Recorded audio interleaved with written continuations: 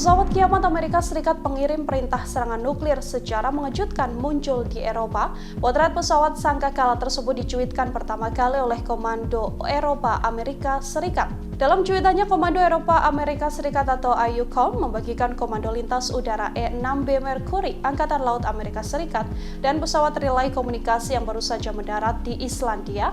Pesawat kiamat ini sendiri hanya dimiliki Amerika Serikat dan Rusia selama terlibat Perang Dingin. Pesawat tersebut dirancang untuk meluncurkan serangan nuklir dan bertahan dari serangan nuklir musuh.